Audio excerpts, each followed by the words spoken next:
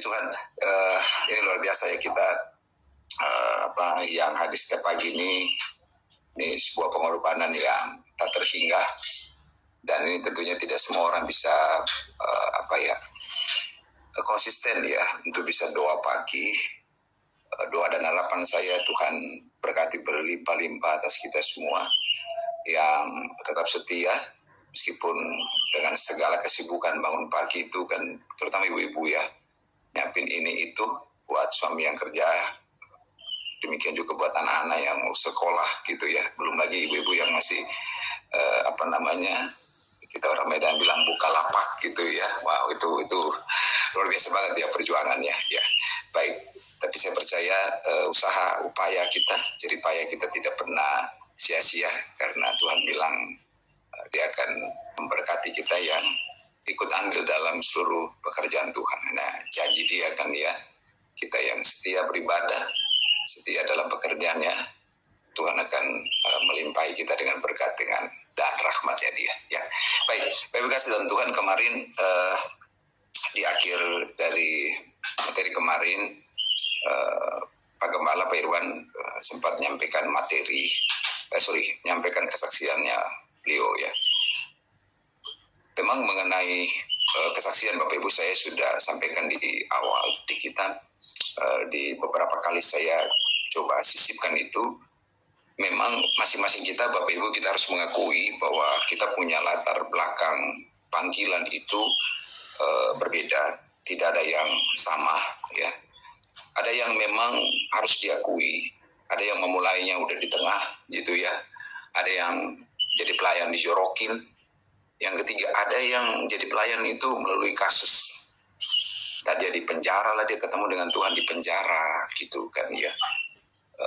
Ada yang lain udah mengalami kebangkrutan kali kesekian gitu, baru dia bertobat gitu ya.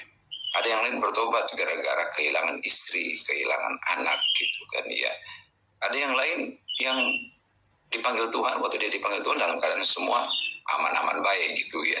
Semua oke, nggak ada masalah, semuanya baik-baik. Ada yang dipanggil demikian. Namun untuk sebuah pelayanan yang khusus Bapak Ibu, tentunya Tuhan punya cara tersendiri untuk memanggil masing-masing orang. Setiap pelayan Tuhan itu dia punya desain yang berbeda. Itu sebabnya kesaksian kita Bapak Ibu, kita tidak boleh paksakan itu ke orang lain. Karena masing-masing kita punya patron yang Tuhan desain berbeda satu sama lainnya. Karena kan kita tidak tahu ke depannya kita mau ditempatkan Tuhan di mana, mau dipercayakan Tuhan hal-hal apa, kita nggak ngerti. Jadi yang tahu itu patronnya itu, Bapak Ibu, pustakanya itu adalah Tuhan yang membuat itu. Ya, terkadang seiring berjalannya waktu itu baru ada desain-desain baru yang akan Tuhan buat gitu kan ya. Jadi tidak ada yang sama. Makanya dalam banyak kesempatan saya sampaikan kepada kita semua bahwa tidak boleh kesaksian pribadi kita dijadikan dogma, apalagi dijadikan doktrin gitu ya. Itu kan pengalaman kita pribadi yang kita nggak boleh paksakan. Kita boleh saksikan kepada banyak orang, tapi kita tidak boleh paksakan orang lain mengikuti sama persis dengan yang kita jalanin. Ya, maaf, mentang-mentang saya ketua KUL, ya lu harus ikut gue dong gitu ya. Nggak harus begitu Bapak Ibu. Kenapa demikian?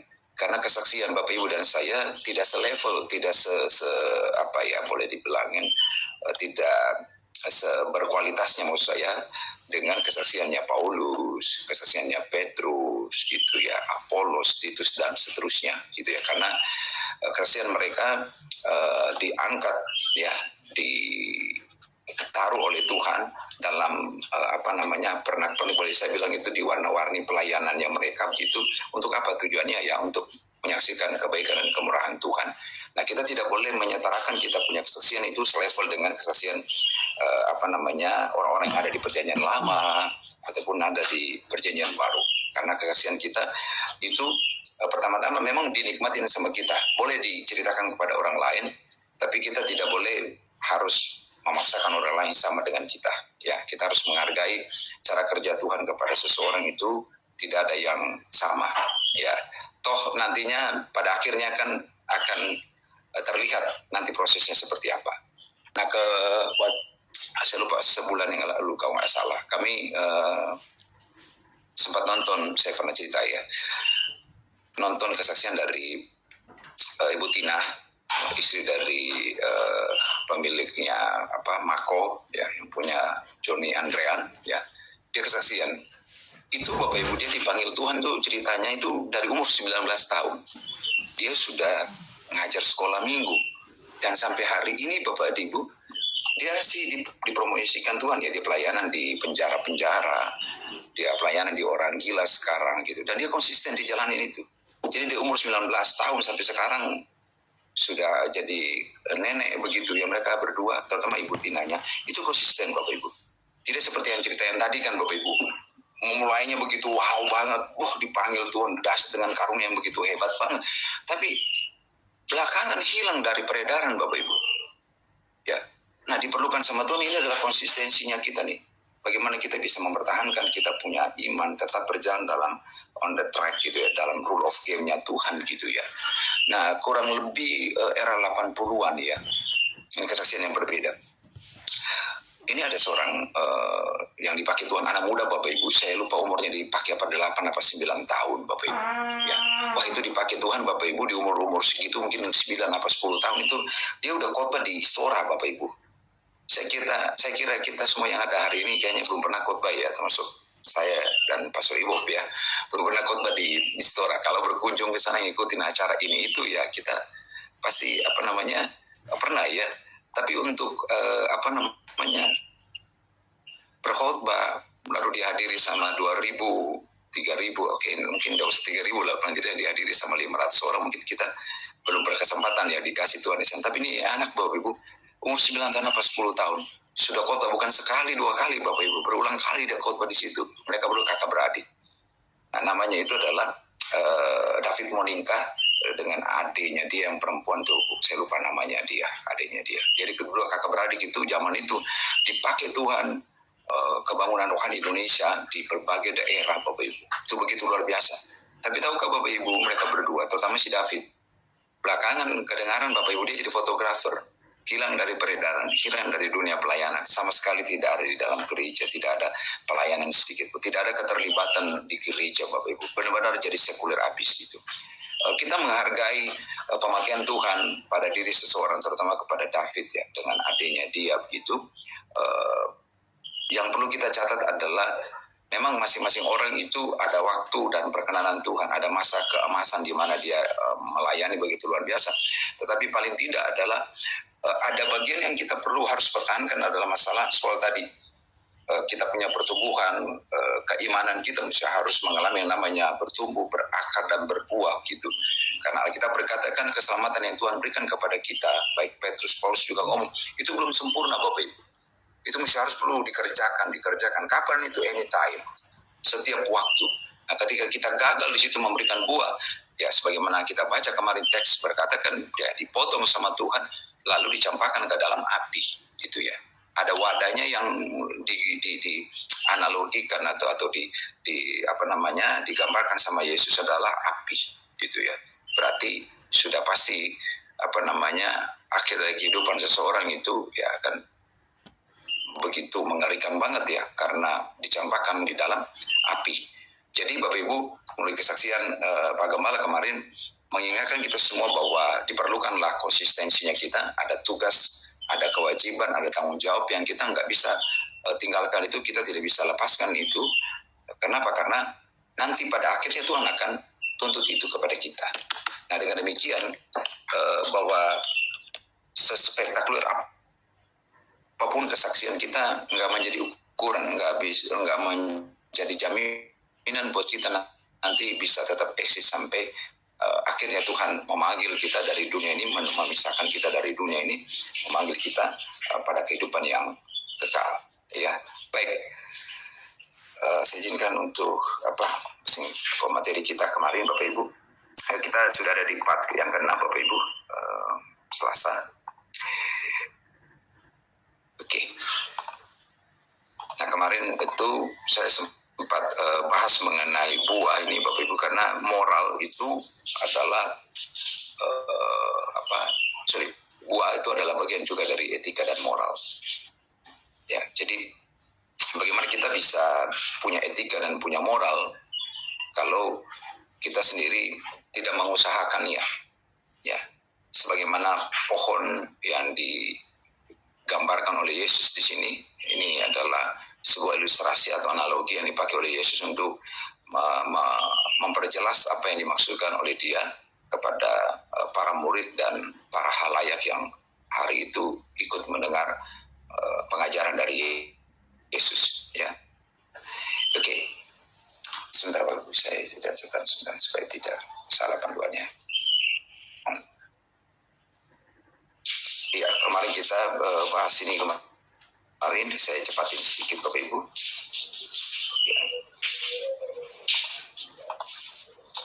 Ya, jadi tetap saya kalau kita pelajari Bapak Ibu, kita akan menemukan kata buah itu ada begitu banyak ya digunakan dalam teks ini. Berarti indikatornya Bapak Ibu bahwa kita mesti harus menghasilkan buah.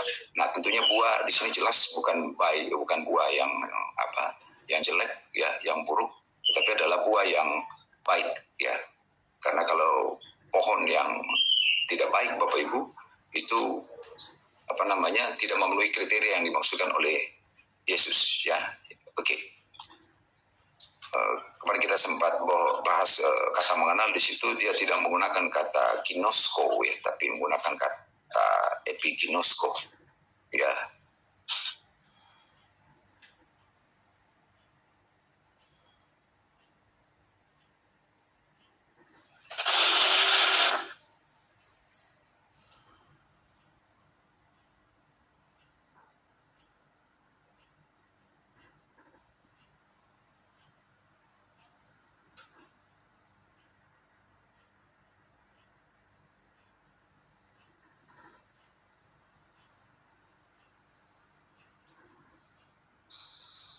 Oke.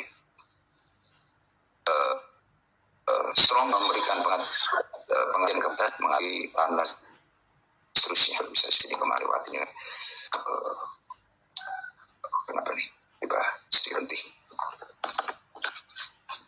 Oke. Baik, ada sedikit pelambatan signal di rumah kayaknya kurang gitu stabil. Oke. Di Markus kemarin saya lanjut. Oke. Jadi intinya di ayat 27 ini Bapak Ibu, hari Sabat diadakan untuk manusia dan bukan sebaliknya ya, dan bukan manusia untuk hari Sabat ya. Jadi peraturan Sabat telah menjadi prioritas. Ini kemarin saya tekankan ke sini Bapak Ibu bahwa aturannya lebih ditekankan oleh ahli Taurat maupun Farisi Bapak Ibu, dan mereka mencoba untuk melanggengkan ini gitu ya dalam aturan mereka. Nah, di sini telah menjadi isu utama dari agama, bukannya kasih. Makanya saya kasih huruf besar baru dibuat huruf kapital sama saya, terhadap sesama manusia yang diciptakan dalam gambar dan rupa Allah. Jadi prioritas aturan telah menggantikan ini, tolong diingat ya Bapak Ibu. Jadi yang menjadi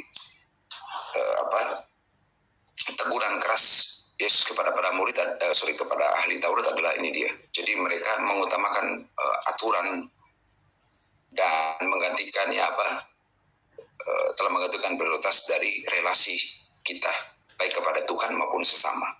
Kemudian prestasi seorang menggantikan kasih seseorang kepada sesamanya. Jadi mereka mengajar aturan lebih dikedepankan, kemudian kedua adalah prestasinya, gitu ya. Lanjut. Tradisi keagamaan yaitu hukum lisan telah menggantikan maksud Allah. Ya. Bagaimana seorang menyenangkan Allah itu tidak terlalu penting buat mereka.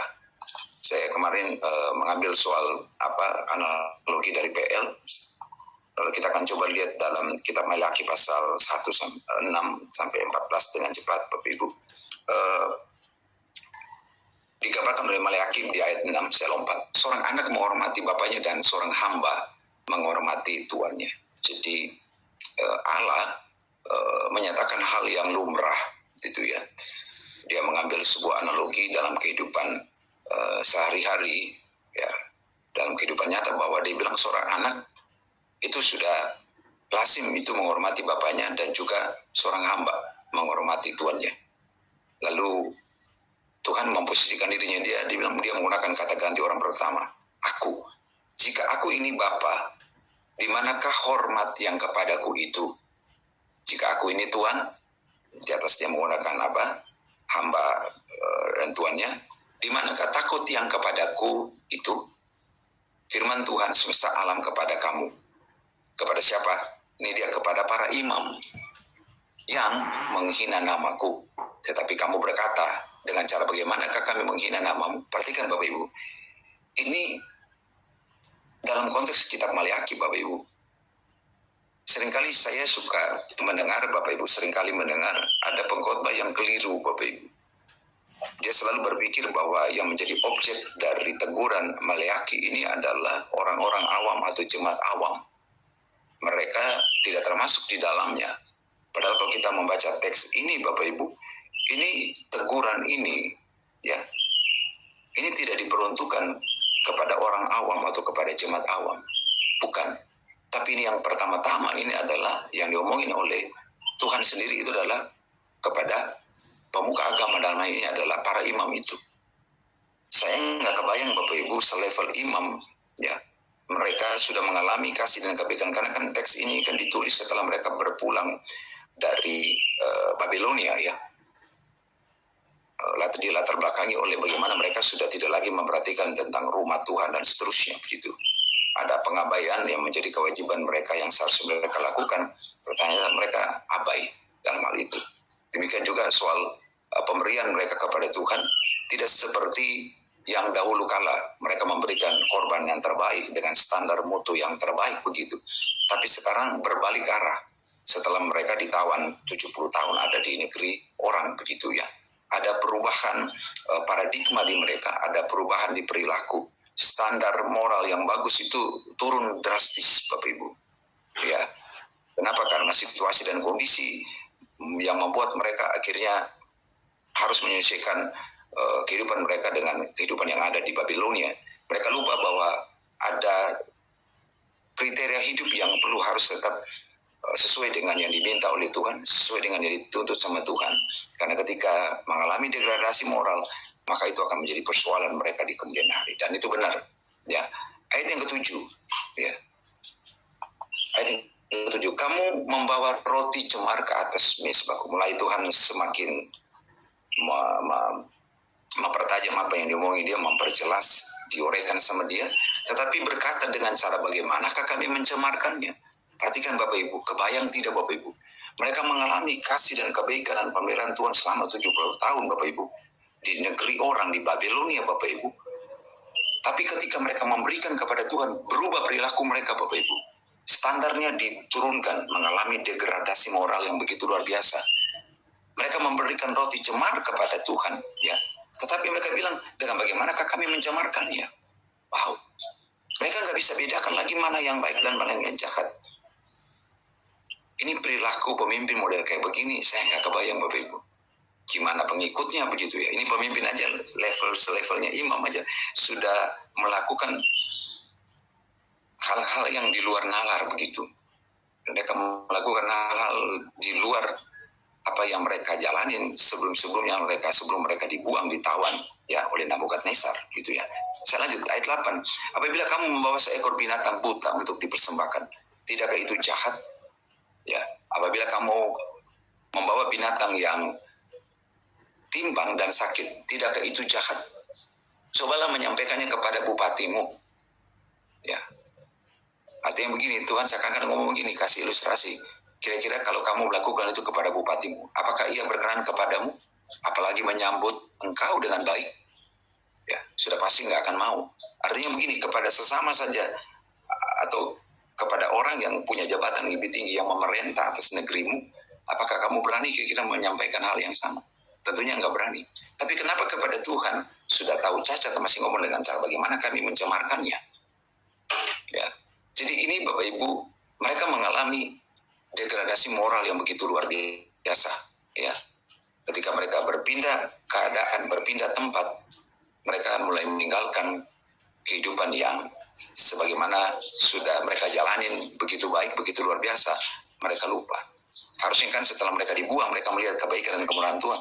Harusnya kualitas hidup mereka, kualitas moral mereka jauh lebih baik. Tapi kenyataan kan tidak demikian. Maka sekarang cobalah melunakkan hati Allah supaya mengisahani kita. Oleh tangan kamulah terjadi hal itu. Masakan ia akan menyambut salah seorang daripadamu dengan apa?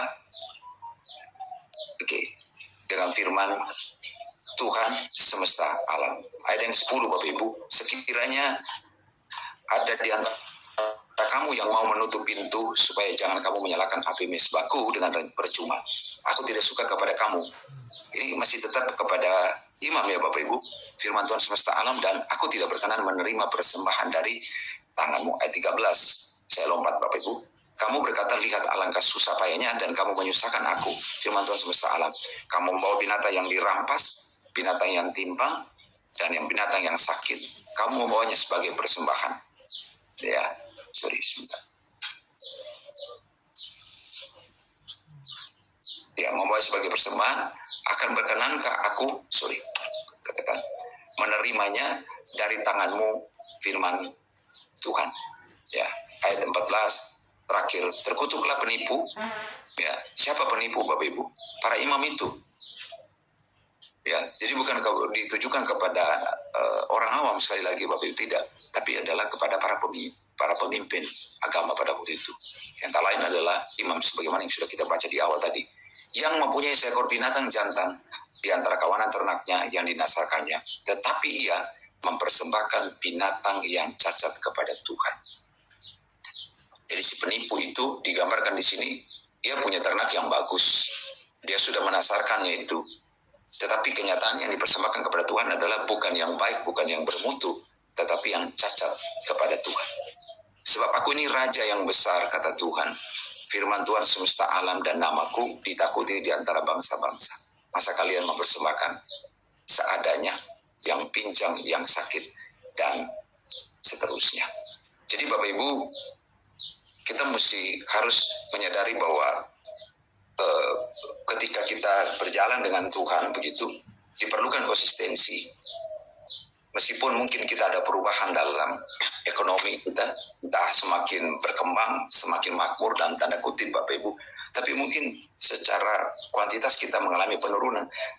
Tidak masalah Bapak Ibu, harusnya kualitas hidup kita Bapak Ibu harus tetap semakin baik dan semakin baik, terutama kehidupan moral kita.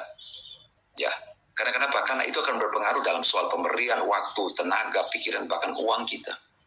Akan mengalami penyusutan, akan mengalami degradasi, bahkan mengalami distorsi yang begitu luar biasa.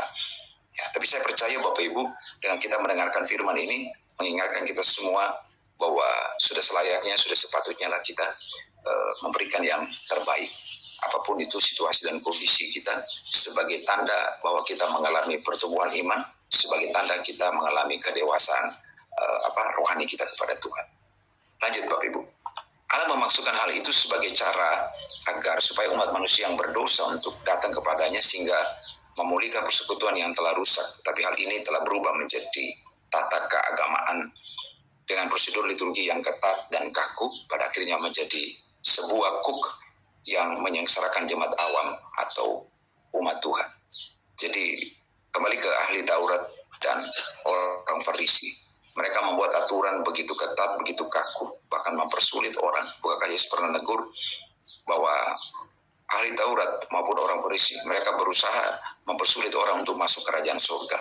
Sehingga Yesus harus mengambil analogi anak kecil itu. Mereka bebas dari segala kepentingan.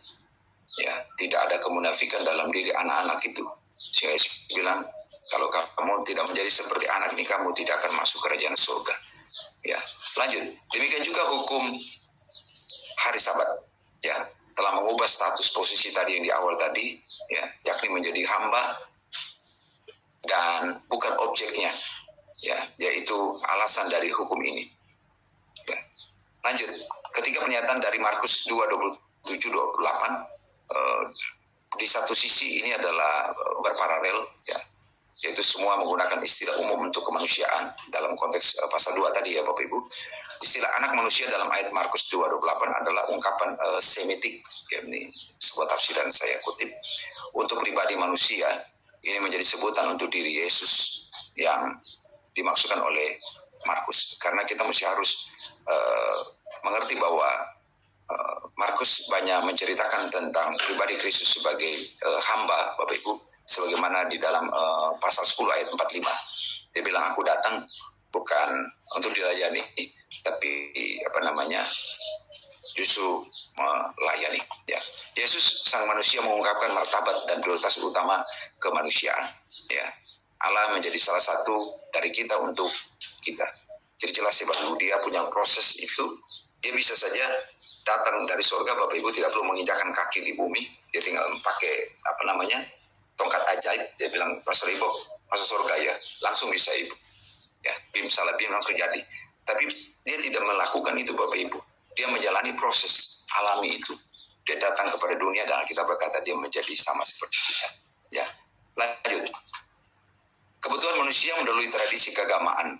Allah di pihak kita secara individu dan secara kolektif. Saya sudahi di slide ini, berikut ini. Ya, kita dihadapkan pada kontras antara format religi, ya, aturan yang kaku gitu ya, dan sukacita hidup yang ditemukan di dalam Yesus. Artinya bagaimana ahli Taurat maupun Farisi, mereka begitu ketat, mereka mempersulit orang untuk mengalami pembaruan, mengalami sukacita hidup. Ya, Yesus dan murid-muridnya dianggap oleh ahli Taurat dan orang Farisi tidak menghargai Sabat karena mereka memetik gandum pada hari Sabat. Ya, sebetulnya tidak ada yang salah dengan kegiatan mereka memetik gandum pada hari Sabat. Ya, bagi orang Yahudi hari Sabat adalah hari yang sakral dan patut dilestarikan karena sesuai hukum Tuhan. Ya, jadi tidak ada yang salah sebetulnya di sana, betul memang perlu dilestarikan. Tapi adalah motif di balik itu yang mau dipersoalkan oleh Yesus. Lanjut, namun para pemimpin agama menambah-nambahi Taurat dengan berbagai aturan yang derajatnya dianggap sama dengan firman Tuhan. Sehingga hari Sabat tidak lagi menjadi hari perayaan atas anugerah Tuhan, melainkan menjadi sebuah belenggu religi yang merampok sukacita umat Tuhan. Dengan demikian Bapak Ibu, bahwa jangan sampai kita menggantikan aturan itu lebih tinggi daripada hukum kasih kita kepada sesama kita, sehingga orang di sekeliling kita kehilangan damai sejahtera, kehilangan sukacita, bahkan kehilangan kebenaran yang memerdekakan kehidupan seseorang. Tuhan memberkati kita semua. Saya kembalikan pada Pastor Ibu. Iya, puji Tuhan. Terima kasih Pak Angki.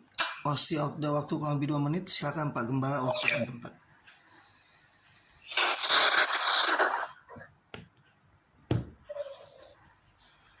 Ya, halo Bapak Ibu, terima kasih Pak Angki buat pagi hari ini.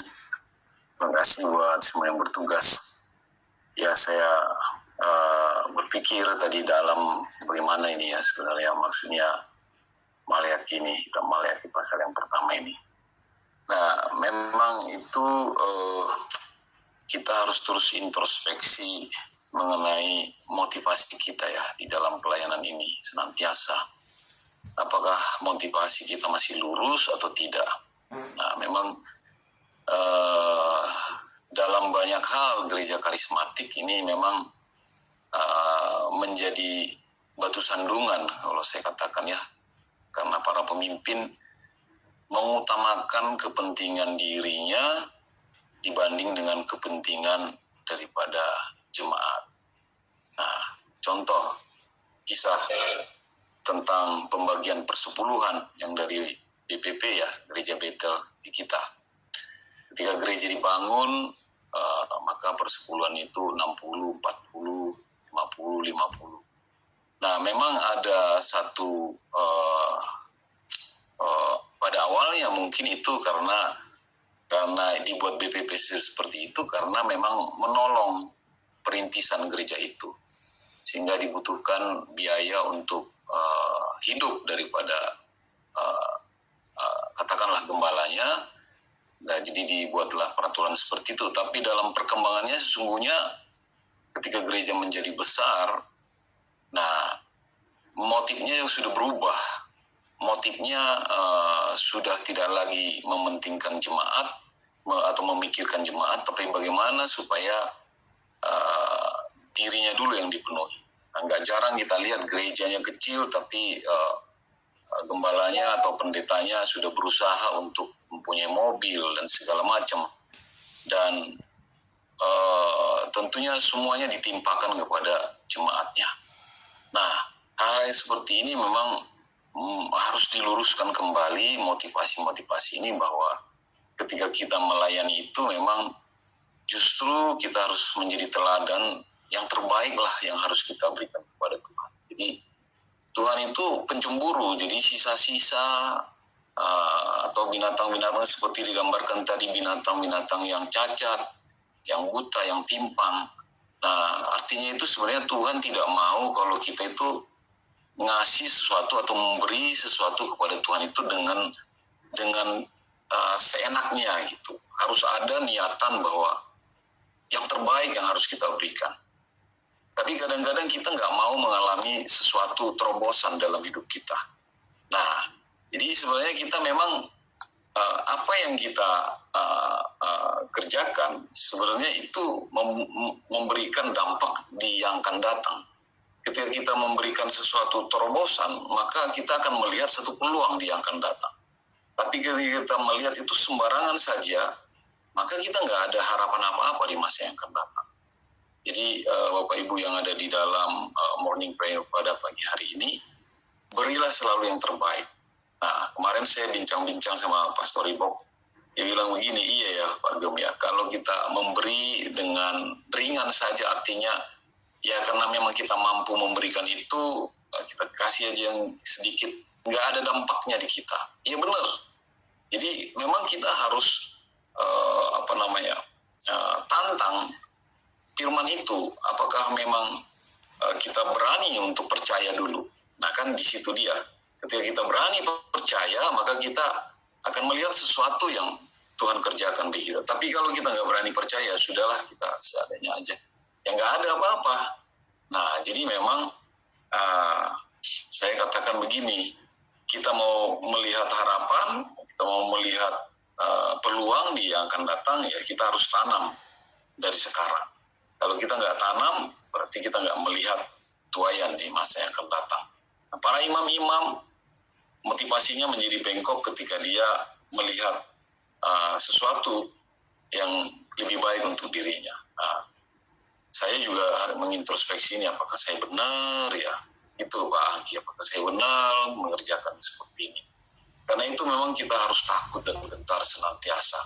Jangan sampai seperti Pineas sama siapa nih, Sapira Pineas atau siapa namanya Pak Angki, yang mereka berbohong mengenai penjualan itu, Ananias dan Sapira. Nah, jangan sampai seperti itu.